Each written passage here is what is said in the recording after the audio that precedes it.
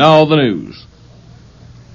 Well, Presidential Press Secretary James-Hagerty took the back way out of Tokyo today, outwitting an estimated 100,000 leftist-leaning students and workers who planned another mass demonstration against the proposed visit to Japan of President Eisenhower.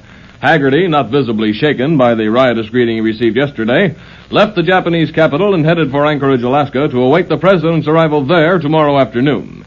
A side note to the story is that while Hagerty was making his backdoor exit, students and other left-wing demonstrators were pummeling Prime Minister Kishi's home with rocks and defacing the property, then moving on to the American embassy, but the elusive Jim wasn't there. More news in a moment. Sweet Adeline. Hey, what's that? That's the new L&M song. Like that beat. Like that taste. L&M has found the secret that unlocks the flavor. Unlocks the flavor. Unlocks the flavor. L&M has found the secret that unlocks the flavor in a filter cigarette. In today's L&M, fine tobaccos can be blended. Blended, blended, blended.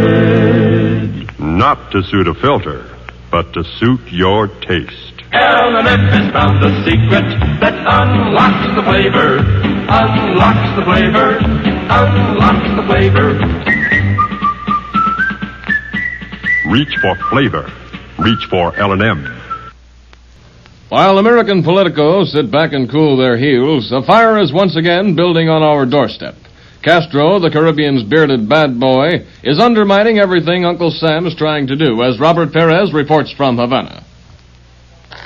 Prime Minister Fidel Castro seems to be grooming the Cuban people for a break with the United States.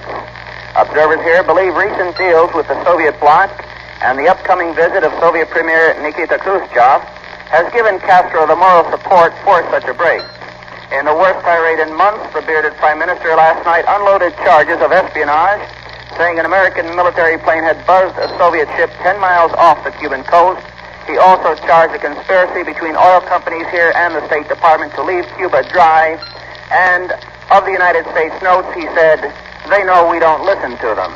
This is Robert Perez, Havana. And now back to James McCarthy in Washington.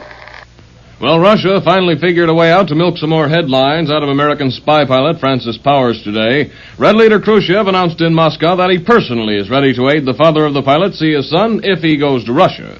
The State Department, according to reliable sources, had warned the father not to go to Russia, since they would definitely grab upon the visit to make themselves look more like humanitarians. But now we've lost the initiative and again must stand by and look like fools while world opinion once more settles favorably on the picture of a fatherly, balding, commie bloodbath boss. No comment, by the way, from Mr. Powers has been issued. Resigned Navy officials are keeping their eyes turned skyward, hoping against hope that their runaway research balloon will soon run out of gas, helium type. The continent's spanning 40-story high balloon was scheduled to land somewhere in Texas with a wealth of radiation data, but thus far has never come close to land. It is now circling over the Pacific Ocean at a height where planes cannot shoot it down. That's the news. James McCarthy reporting. Listen, everybody. Charlie's going to be sociable. Now is the time to refresh without filling. So enjoy a Pepsi wherever you are. It's the light refreshment. But, Charlie, is that being sociable? I know, Kay. The song says it better. I think so. Stay young and fair, debonair, be sociable, have a Pepsi. Always have enough Pepsi on hand. Get extra cartons. Get a case. Be really sociable. This is WOR Radio, your station for news. WOR AM and FM, New York.